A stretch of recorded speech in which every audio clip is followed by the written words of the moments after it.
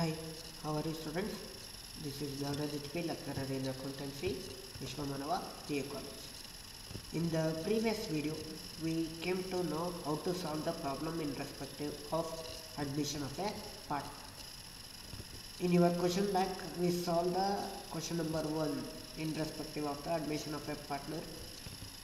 In this class, we are going to be solve the next question, that is Sachin and Dravid are the partners in a firm sharing profit and losses in the ratio of 3:2.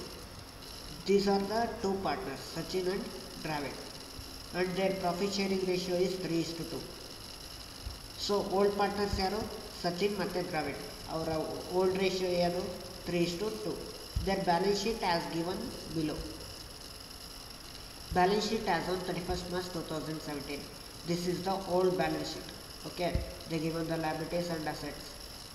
See, there is a small adjustment here, that is sundry debtors 25,000 and provisions for doubtful debts 2,000.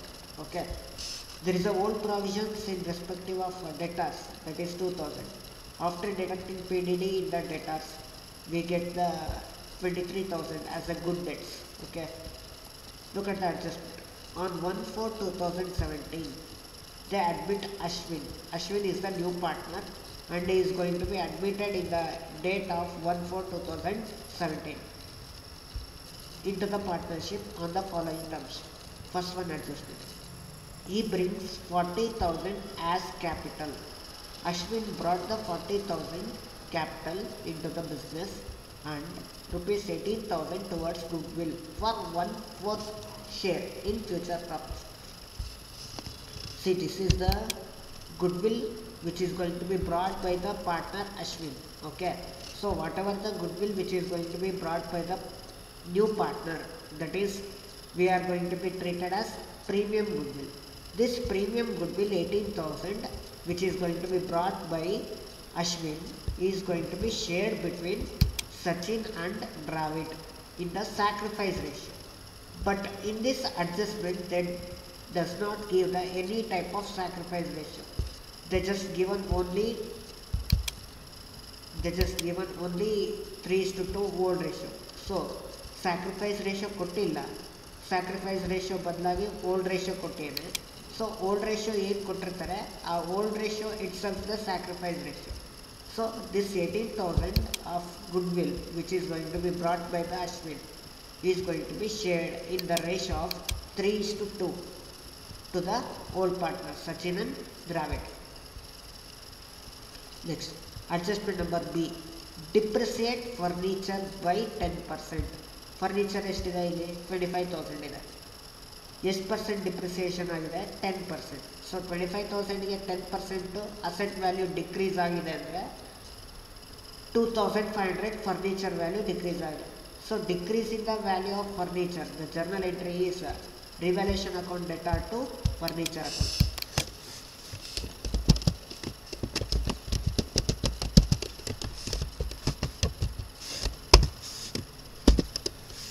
$25,000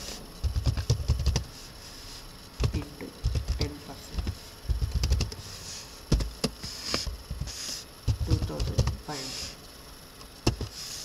Next, building are revalued at 45,000.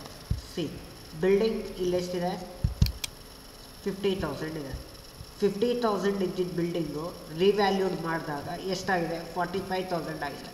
So building ಏನಾಗಿದೆ decrease ಆಗಿದೆ.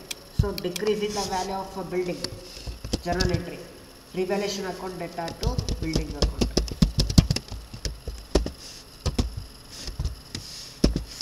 50,000 minus 45,000,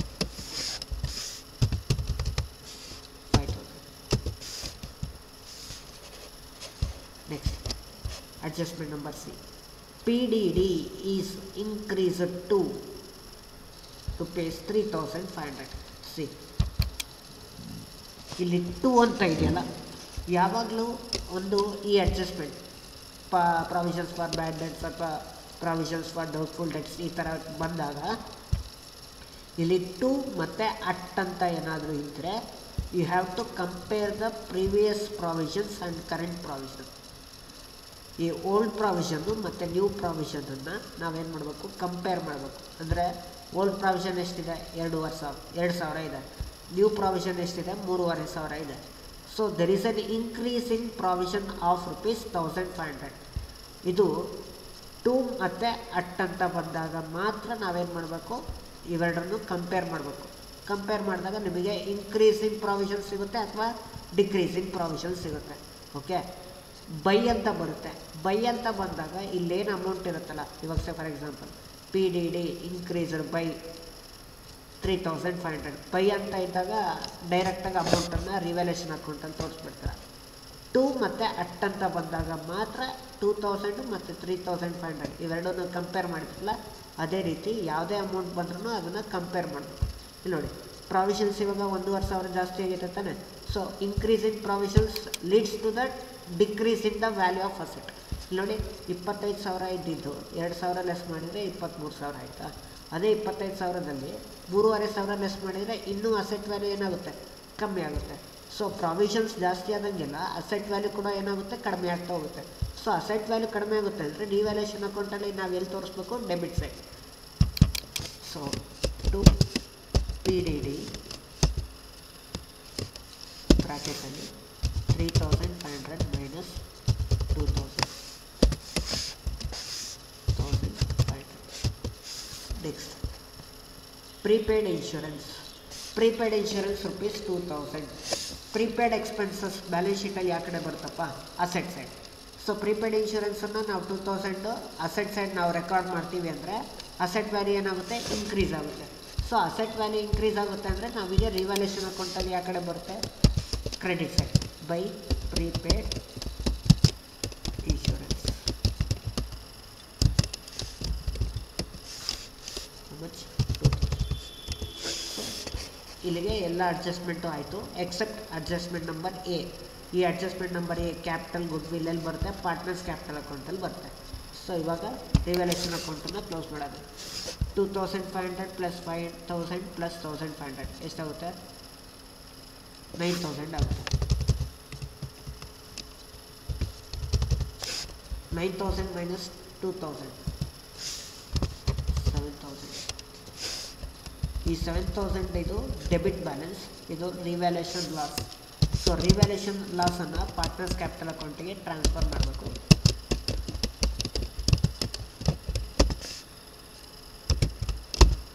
Who is the partner? Sachin. Travel. 7,000 multiplied by our ratio. ಎಷ್ಟಿದೆ, 3:2. Nothing but 3/5 is equal to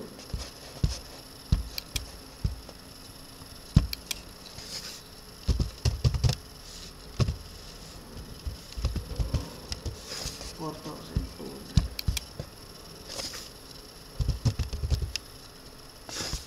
next ಅದೇ ರೀತಿ travel 7,000 into 2/5 is equal to 1,800. ಸರಿ, 2,800. So this 4,200 and 2,800 is going to be transferred to the partners capital account. ಇದು revaluation ಅಕೌಂಟಿಗೆ ಸಂಬಂಧಪಟ್ಟಿದೆ. Are you understand? Let us move to the partners capital account. Okay, in the partners capital account we have to write the partner's name, that is Sachin, Dravid, and the new partner Ashwin.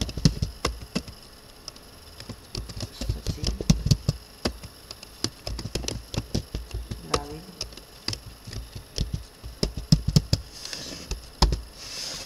see this partners capital 50,000 and 50,000 is to be recorded in the credit side by balance brought down. Sachin 50,000,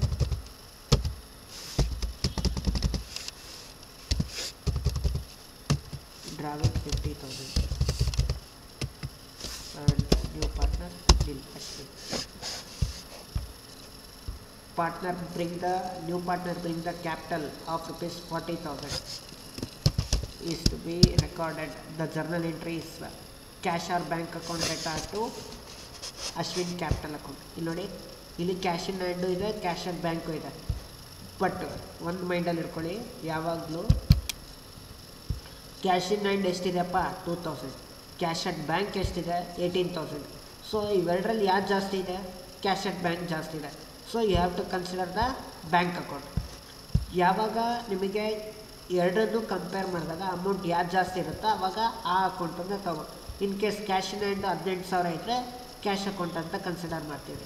ಇಲ್ಲಿ cash at bank ಜಾಸ್ತಿ ಇದೆ, ಎಷ್ಟಿದೆ 18, cash in hand ಎಷ್ಟಿದೆ 2,000. So ನೀವು bank account ಅಂತ consider ಮಾಡಬೇಕು. So by bank account ಎಷ್ಟು 40,000.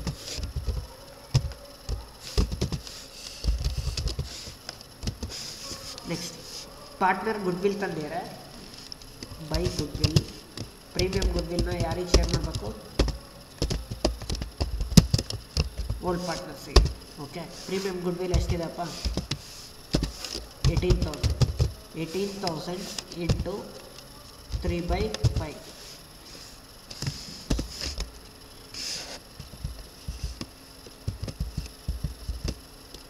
Next ಅದೇ ರೀತಿ 18,000 ಇಂಟು 2/5. 18,000 ಇಂಟು 3/5 ಮಾಡಿದರೆ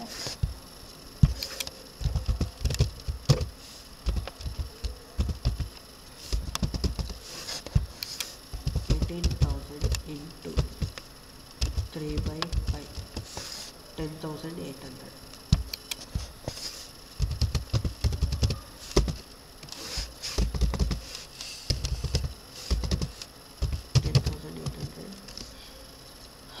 And 7,000.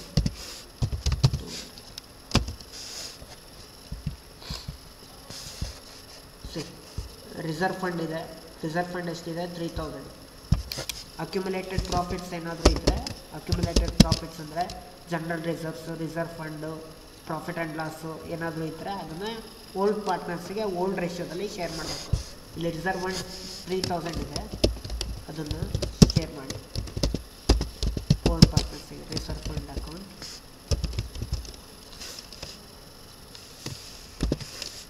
3,000 ಇಂಟು 3/5.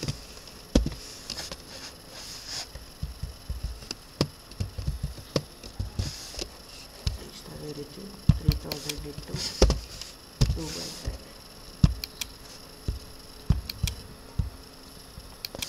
3,000 ಇಂಟು 3/5 1,800.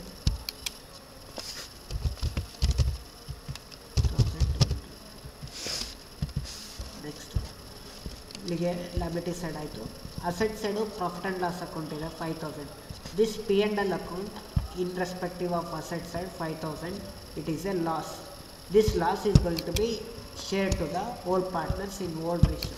ಈ ಲಾಸನ್ನು 5,000 ರೂಪಾಯಿ ಏನು ಕಂಪನಿಗೆ ಆಗಿದೆ ಅದನ್ನು ಓಲ್ಡ್ ಪಾರ್ಟ್ನರ್ಸ್ ಏನು ಮಾಡ್ತಾರೆ, ಅವರು ಅದನ್ನು ಶೇರ್ ಮಾಡ್ಕೊಳ್ತಾರೆ, ಲಾಸನ್ನು ರೀಇಂಬರ್ಸ್ ಮಾಡ್ಕೊಳ್ತಾರೆ. So P&L account 5,000 into 3/5. Next 5,000 into 2/5. 3,000 and 2,000. Old partners ಮಾತ್ರ ಅದನ್ನು ಶೇರ್ ಮಾಡಬೇಕು. ಯಾಕೆ ಓಲ್ಡ್ ಪಾರ್ಟ್ನರ್ಸ್ ಮಾತ್ರ ಮಾಡಬೇಕು, ನ್ಯೂ ಪಾರ್ಟ್ನರ್ ಅಶ್ವಿನಿಗೆ ಮಾಡಬಾರ್ದು ಅಂದರೆ, ಇದು ಓಲ್ಡ್ ಬ್ಯಾಲೆನ್ಸ್ ಶೀಟಾ, ಓಲ್ಡ್ ಬ್ಯಾಲೆನ್ಸ್ ಶೀಟಲ್ಲಿ ಯಾರಿದ್ರು ಓಲ್ಡ್ ಪಾರ್ಟ್ನರ್ಸ್ ಮಾತ್ರ. ಸೊ ಆ ಓಲ್ಡ್ ಪಾರ್ಟ್ನರ್ಸು ಏನು ಪ್ರೀವಿಯಸ್ ಇಯರ್ 5,000 ರೂಪಾಯಿ ಲಾಸ್ ಆಗಿದ್ದನ್ನು ಅವರಿಬ್ಬರು ಮಾತ್ರ ಶೇರ್ ಮಾಡ್ಕೊಳ್ತಾರೆ.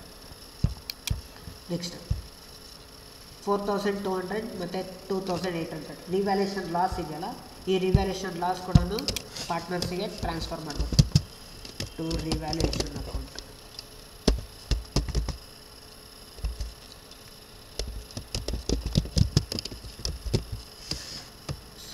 4,200,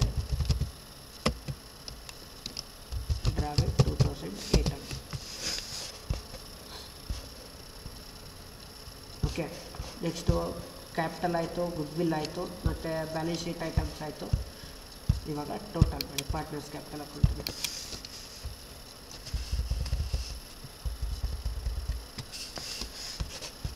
ಎಷ್ಟು ಬರುತ್ತೆ? ಸಚಿನ್ ಇಂದು 62,600, ಡ್ರಾವಿಡ್ ಇಂದು 58,400,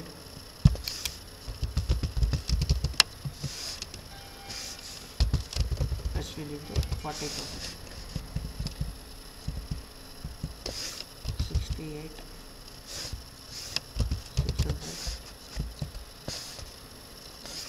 58,400, 40,000.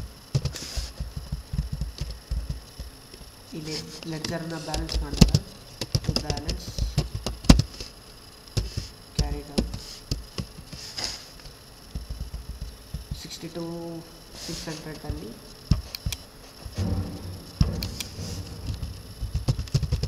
minus 3,000 and 4,200, 7,200, 55,400.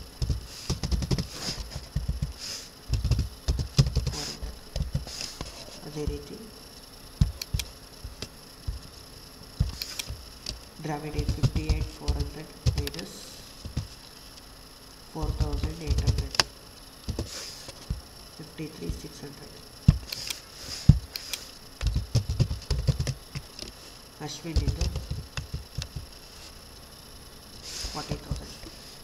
Okay, next the same balance is going to be brought forward by balance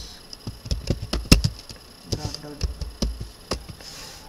55,400, 53,600 and 40,000. Okay, so this is about the partners capital. Let us move to the cash account.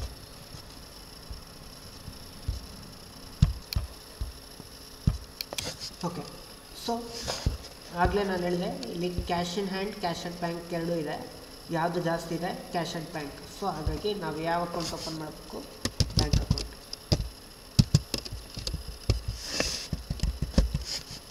Opening balance ಎಷ್ಟಪ್ಪ?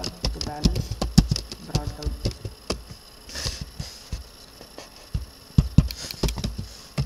18,000. Partner capital ತಂದಿದ್ರು, ನಾವೇನಂತ record ಮಾಡಿದ್ವಿ? Partners capital ಅಕೌಂಟಲ್ಲಿ bank account data to Ashwin account. So Ashwin capital ಎಷ್ಟು? Ashwin capital ತಂದಿದ್ದು 40,000. Next partner ತಂದಿರ್ತಕ್ಕಂಥ premium goodwill, bank account data to goodwill account.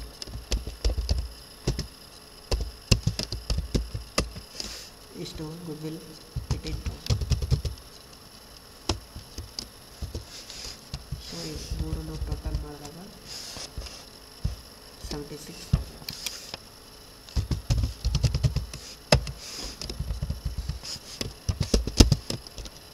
By balance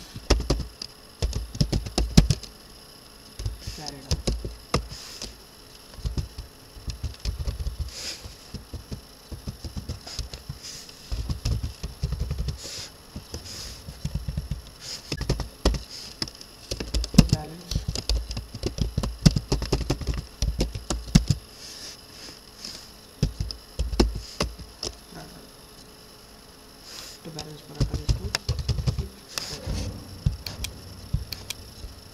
So this is bank account. Let us move to the balance sheet. In the balance sheet, first item ಏನಿದೆ? 2,000 cash in hand. Cash in hand ಬರ್ಬಿಡಿ.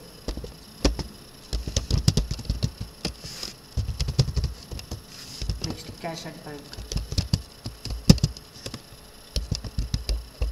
Cash at bank ಇವಾಗಿನ ಮಾಡಿದ್ವಿ. Cash at bank ಎಷ್ಟಿದೆಪ್ಪ? 76,000.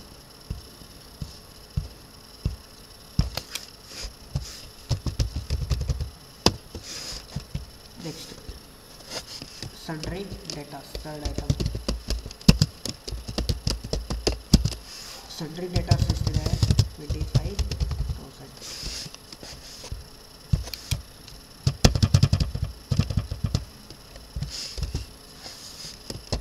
Plus PDD. ನೋಡಿ ಮುಂಚೆ 2000 ಇತ್ತು, ಇವಾಗ 3500. Increase in provision ಎಷ್ಟು 1500 ತಾನೆ. ಇಲ್ಲಿ ನೋಡಿ PDD ಎಷ್ಟು ಬರ್ದಿರ ಇನ್ಕ್ರೀಸು 1500. ಮುಂಚೆ 2000 ಪ್ಲಸ್ ಇದೊಂದು 1500 ಜಾಸ್ತಿ ಆಗಿರೋದು. ಅದು 2000 ಪ್ಲಸ್ 1.5 ಎಷ್ಟಾಗುತ್ತೆ 3500.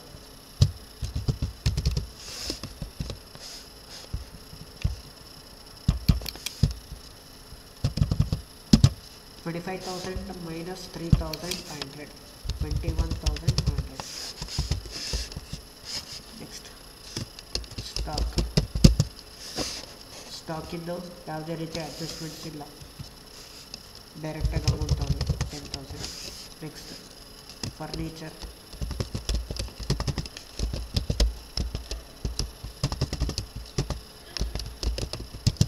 ಫರ್ನಿಚರ್ ಅಡ್ಜಸ್ಟ್ಮೆಂಟ್ ಇದೆ 25,000.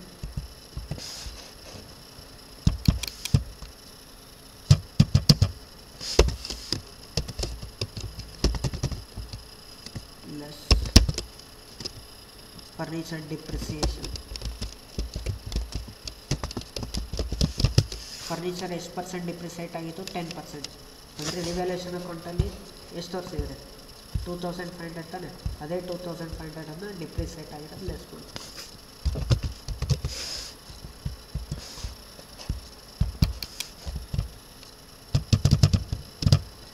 25,000 minus 2,500 22,000. ನೆಕ್ಸ್ಟ್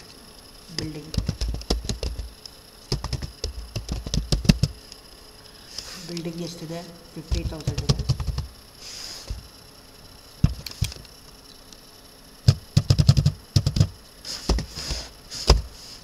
ಬಿಲ್ಡಿಂಗ್ ಏನಾಗಿದೆ ಕಮ್ಮಿ ಆಗಿದೆ, ಲೆಸ್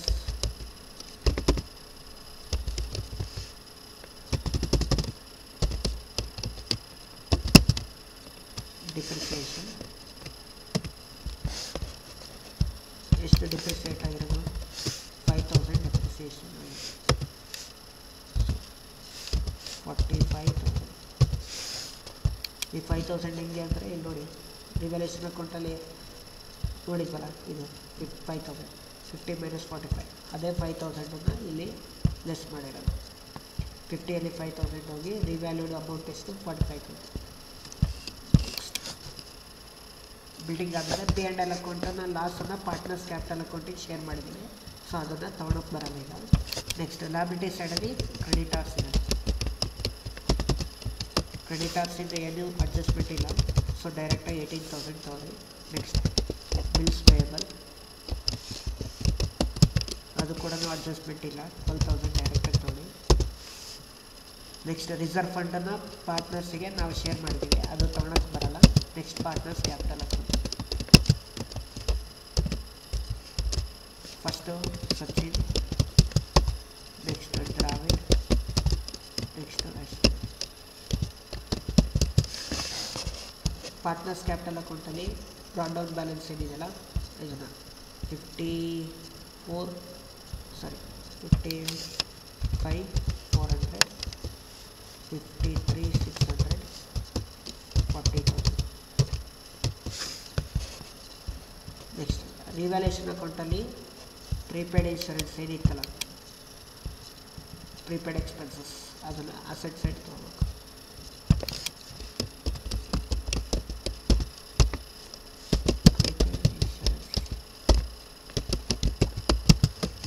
ಪ್ರೀಪೇಯ್ಡ್ ಇನ್ಶೂರೆನ್ಸ್ ಎಷ್ಟು 2,000.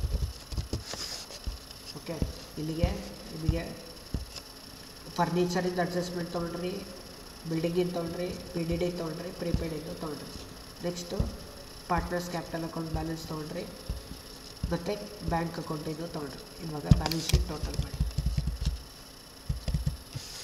ನೋಡಿ 1,79,000 ಇದೆ ಅಸೆಟ್ ಸೈಡ್.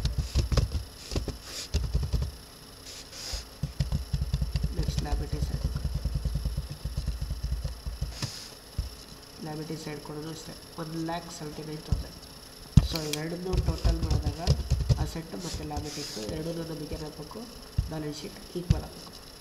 ಒಂದು ನಿಮಿಷ ಇಲ್ಲೊಂದು ಡೇಟ್ ಕರಿಬೇಕಾಯಿತು. Reconstituted balance sheet as on admitted date 1/4/2017.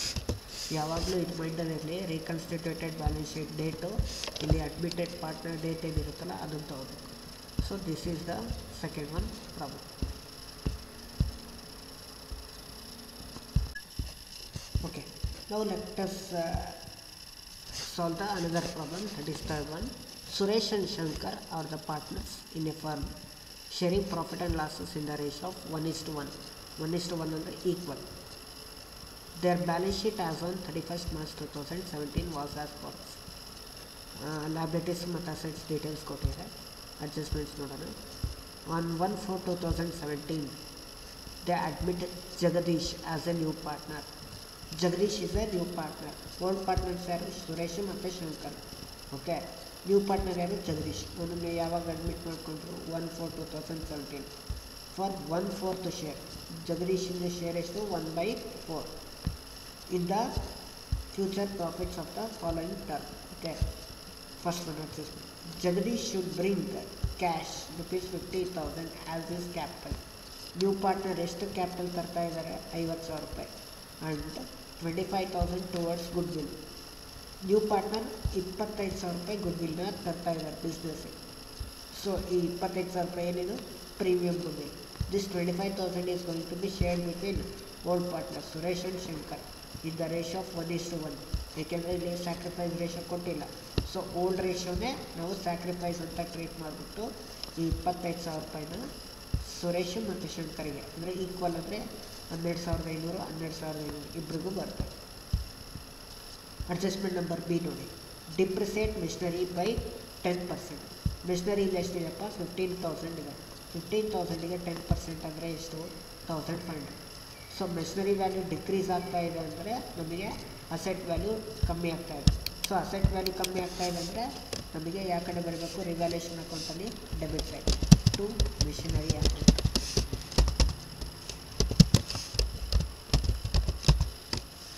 15,000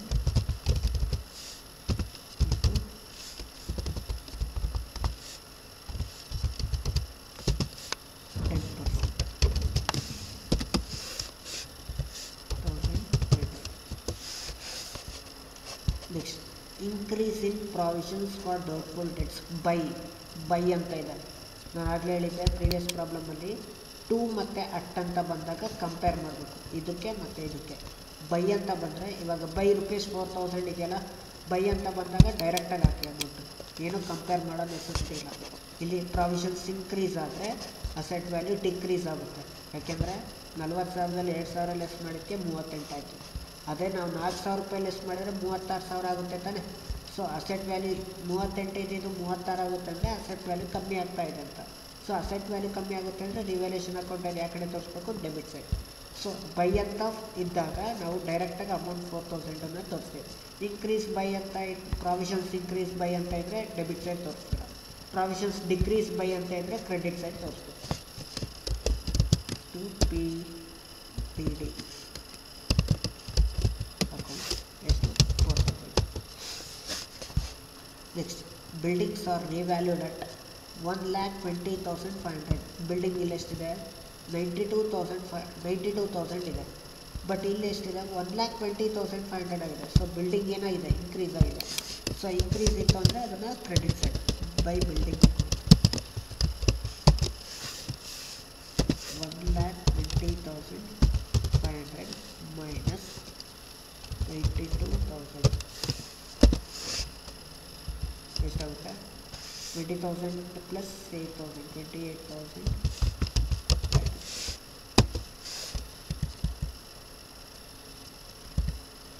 ಮತ್ತು ಎಲ್ಲ ಅಡ್ಜಸ್ಟ್ಮೆಂಟು ರಿವ್ಯಾಲ್ಯೂಷನ್ ಅಕೌಂಟಿಂದ ಮುಗಿತು. ಇವಾಗ ಟೋಟಲ್ ಮಾಡಿ 58,000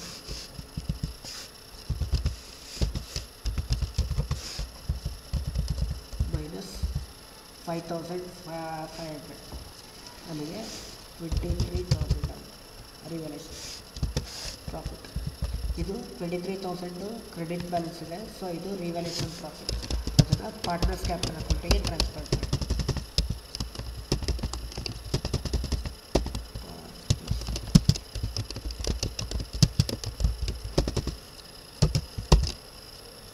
Suresh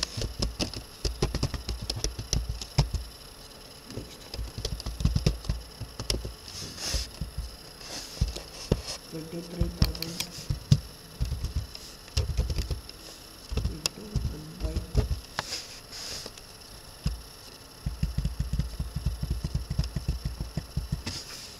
is equal to 11,500.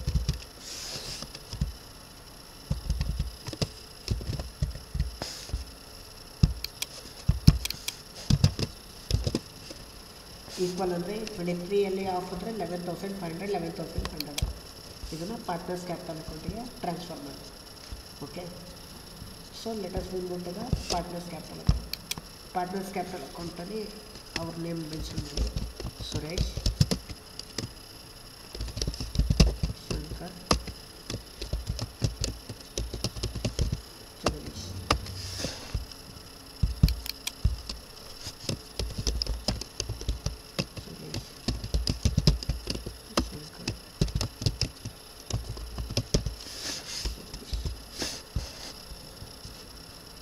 Partners capital account balances ಎಷ್ಟಿದೆ? 60,000 and 40,000 ಇದೆ. First by balance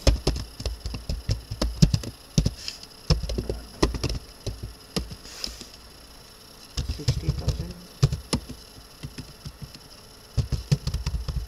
40,000. Next new partner Jagadish ಎಷ್ಟು ತಂದಿದ್ದಾರೆ? 50,000 ತಂದಿದ್ದಾರೆ. ಬೈ ಕ್ಯಾಶ್ ಅಟ್ ಬ್ಯಾಂಕ್ ಇದೆ, ಸೊ ಬ್ಯಾಂಕ್ ಅಕೌಂಟ್. ಜಗದೀಶ್ ಎಷ್ಟು ತಂದಿದ್ದಾರೆ? ಕ್ಯಾಪಿಟಲ್ 50,000. ನೆಕ್ಸ್ಟ್ ಪ್ರೀಮಿಯಂ ಗುಡ್ವಿಲ್ ಎಷ್ಟು ತಂದಿದ್ದಾರೆ? 25,000 into 1/2.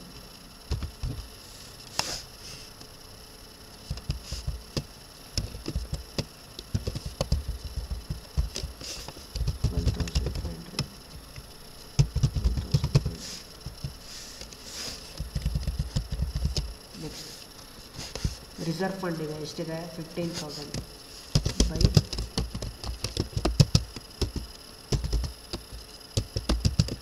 Reserve fund account 15,000 into 1/2.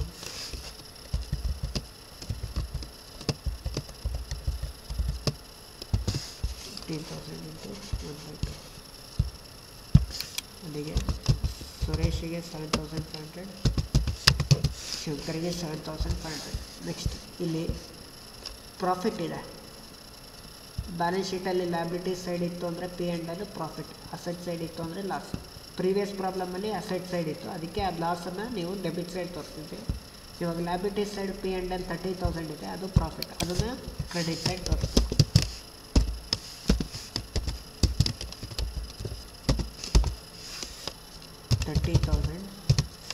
into 1/2.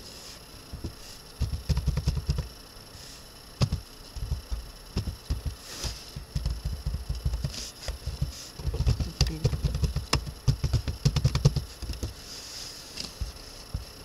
So ಇಲ್ಲಿಗೆ ನಿಮಗೆ ಬ್ಯಾಲೆನ್ಸ್ ಶೀಟ್ ಐಟಮ್ ಆಯಿತು ಮತ್ತು ಅಡ್ಜಸ್ಟ್ಮೆಂಟ್ಸ್ ಆಯಿತು.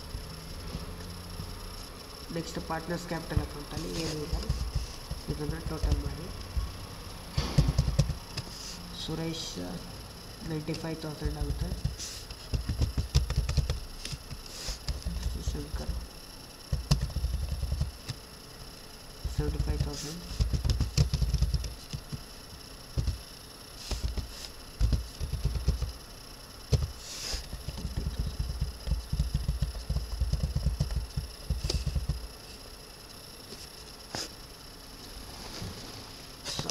ಇನ್ನೊಂದು ಬಿಟ್ಟಿದ್ದೀವಿ, ರಿವ್ಯಾಲ್ಯೂಷನ್ ಪ್ರಾಫಿಟ್. ರಿವ್ಯಾಲ್ಯೂಷನ್ ಪ್ರಾಫಿಟನ್ನು ಟ್ರಾನ್ಸ್ಫರ್ ಮಾಡಬೇಕು. ರಿವ್ಯಾಲ್ಯೂಷನ್ ಅಕೌಂಟಲ್ಲಿ ರಿವ್ಯಾಲ್ಯೂಷನ್ ಪ್ರಾಫಿಟ್ ಇದೆಯಲ್ಲ 11,500 ಅದನ್ನೇ ಟ್ರಾನ್ಸ್ಫರ್ ಮಾಡಿ ಓಲ್ಡ್ ಪಾರ್ಟ್ನರ್ಸ್ಗೆ. ಓಕೆ, ರಿವ್ಯಾಲ್ಯೂಷನ್ ಅಕೌಂಟನ್ನು ಅಮೌಂಟನ್ನು ಟ್ರಾನ್ಸ್ಫರ್ ಮಾಡಿ 11,500 ಇದನ್ನು ಟ್ರಾನ್ಸ್ಫರ್ ಮಾಡಿದ್ಮೇಲೆ ಇವಾಗ ಟೋಟಲ್ ಮಾಡಿ. ಸುರೇಶಿಂದ ಎಷ್ಟು ಬರುತ್ತೆ? 1,06,500 ಬರುತ್ತೆ. ಶಂಕರ್ದು 86,500 ಬರುತ್ತೆ. Next Jagadish 50,000. 1,06,500 86,500 50,000. The balance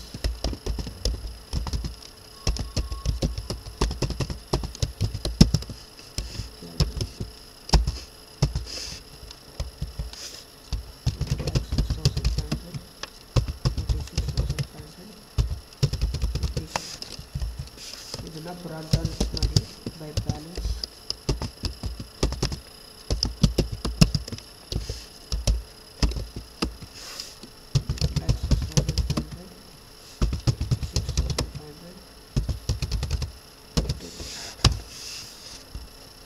okay, next bank ಅಕೌಂಟಲ್ಲಿ first debit side to balance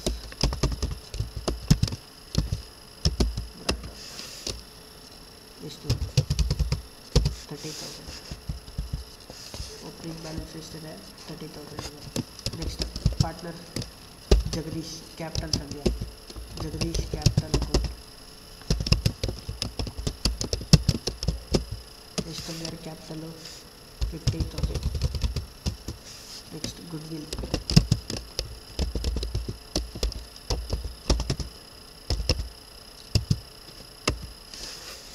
to goodwill partner ತಂದಿರೋ ಗುಡ್ವಿಲ್ ಎಷ್ಟು? 25,000. ಸೊ ಟೋಟಲ್ ಬ್ಯಾಂಕ್ ಅಕೌಂಟ್ ಎಷ್ಟು? 1,05,000.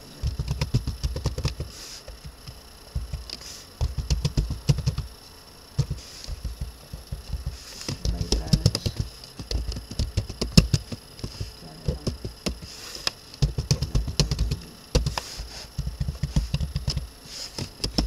to balance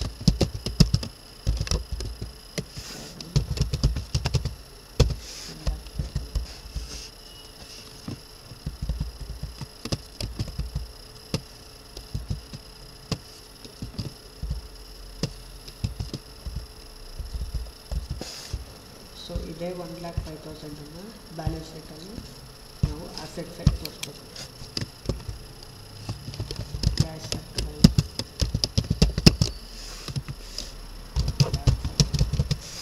reconstructed balance sheet as on admitted date 1/4/2017. So ಅದೇ ಬರೀರಿ. ನೆಕ್ಸ್ಟ್ ಸೆಕೆಂಡ್ ಅಡ್ಜಸ್ಟ್ಮೆಂಟ್ ಏನಿದೆ?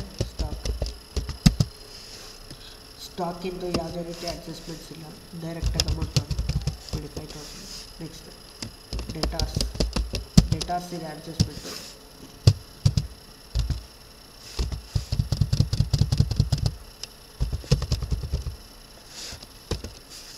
Plus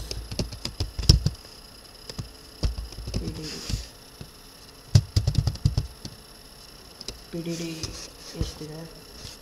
4,000. ಮುಂಚೆ 2,000 ಇತ್ತು, ಇವಾಗ 4,000 ಇನ್ಕ್ರೀಸ್ ಆಗಿದೆ. ಓಕೆ, ಅಲ್ಲಿಗೆ 2,000 ಪ್ಲಸ್ 4,000 ಎಷ್ಟು? 6,000. ಸೊ 6,000 ಲೆಸ್ ಮಾಡಿದಾಗ ನಮಗೆ 24,000. ಕರೆಕ್ಟಾಗಿ ನೋಡ್ಕೊಳ್ಳಿ. 2,000 ಓಲ್ಡ್ ಪ್ರಾವಿಷನ್ ಇತ್ತ, ಮತ್ತು ಇಲ್ಲಿ ಪ್ರಾವಿಷನ್ಸ್ ಎಷ್ಟು ತೋರಿಸಿದ್ದೀರಾ? ಇನ್ಕ್ರೀಸ್ ಆಗಿರೋದು 4,000. ಅಂದರೆ ಮುಂಚೆದು 2,000 ಪ್ಲಸ್ 4,000 ಎಷ್ಟಾಗುತ್ತೆ? 6,000. So 4,000 minus 40,000 minus 6,000 34,000. Next furniture.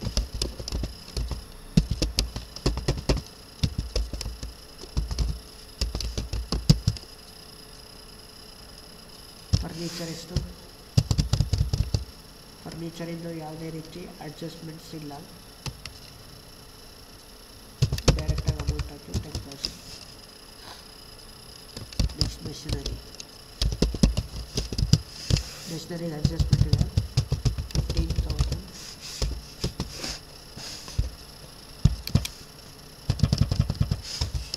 Plus depreciation.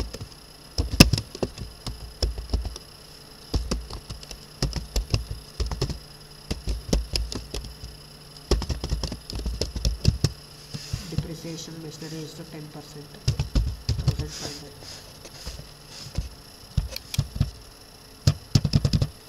ನೋಡಿ, ರಿವ್ಯಾಲ್ಯೂಯೇಷನ್ ಅಕೌಂಟಲ್ಲಿ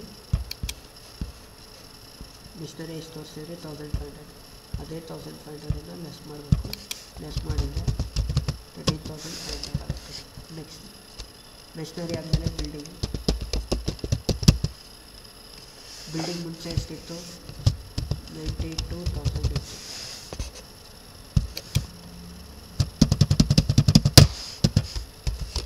ನೆಕ್ಸ್ಟ್ ಆ್ಯಡ್ ಅಪ್ರಿಸಿಯೇಷನ್.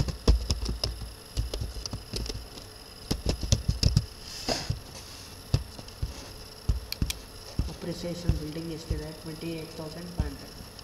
ಸೊ 28,500 ಅನ್ನು ಆ್ಯಡ್ ಮಾಡಿ.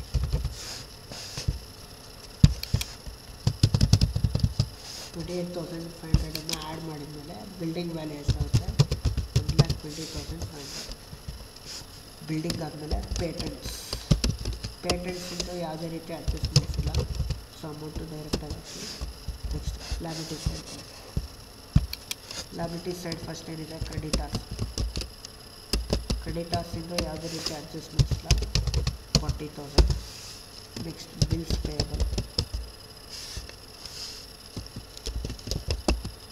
ಅದನ್ನು ಅಡ್ಜಸ್ಟ್ಮೆಂಟ್ಸ್ ಇಲ್ಲ, 45,000. ಇದು ಡೈರೆಕ್ಟ್ ಆಗುತ್ತೆ. ರಿಸರ್ವ್ ಫಂಡ್ ಆಲ್ರೆಡಿ ಶೇರ್ ಮಾಡಿದ್ದೀನಿ, ಬರೋದಿಲ್ಲ. Next partners capital fund.